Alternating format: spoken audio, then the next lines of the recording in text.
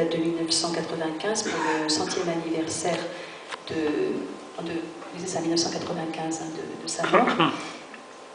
Donc, il a essayé de se défendre, la ville marquée, et de donner des réponses. Donc, ça a été difficile pour lui. Il connaissait le breton de village, ignorant les règles, soucieux de fixer ce qu'il a entendu. Il admet avoir recomposé, réécrit des textes trop bruts pour être publiés tels quels, avoir normalisé un chant dont il a entendu plusieurs versions. Pour lui, une œuvre, pour être présentée à un éditeur, doit être passée au moins en partie au feu de la fonderie. Il faut séparer, dit-il, le grain de la paille, arracher le diamant de la gangue. Mais il soutient avoir toujours voulu rechercher la vérité et avoir voulu être le défenseur et porte-parole du peuple. Et il dit, je le cite, « Quel que soit l'accueil que le monde savant réserve à cette publication, je me plais à espérer que les paysans de Bretagne à qui elle appartient et à qui je la dédie ne seront gris de mes efforts. » Il avouera plus tard avoir été crédule, trop confiant. Il admet avoir fait des erreurs de jeunesse, avoir manqué de sens critique. Il se réconciliera même, on l'a vu, avec certains de ses détracteurs.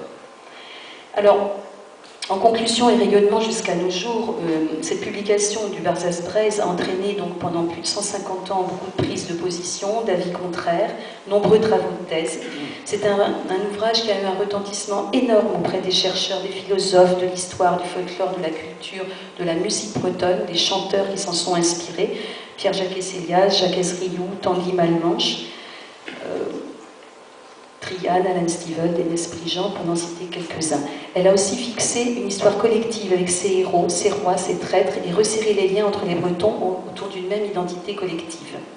En ce qui concerne la langue et les problèmes qu'a rencontré la ville marquée pour transcrire, on ne peut constater que depuis cette époque, les faits se reproduisent. La langue bretonne peine à trouver une graphie acceptée par tous les Bretons qui satisfassent à la fois les bretonnants et des différents dialectes et qui tiennent compte des particularités de chacun. Aussi, on se retrouve aujourd'hui, quand on collecte des chants, dans une difficulté de transcription à l'écrit. Les nouveaux moyens d'enregistrement nous permettent de garder une trace orale de ces chants. Ils ont été collectés depuis fort longtemps par Dachtum et d'autres associations, mais aujourd'hui, nous avons le problème inverse. Les chants sont collectés, mais qui va les chanter ? Quoi qu'il en soit, le débat est toujours ouvert. Chacun est d'accord, tout le monde est d'accord pour admettre aujourd'hui la qualité du travail et de l'œuvre de la ville marquée et tout son impact sur la culture bretonne.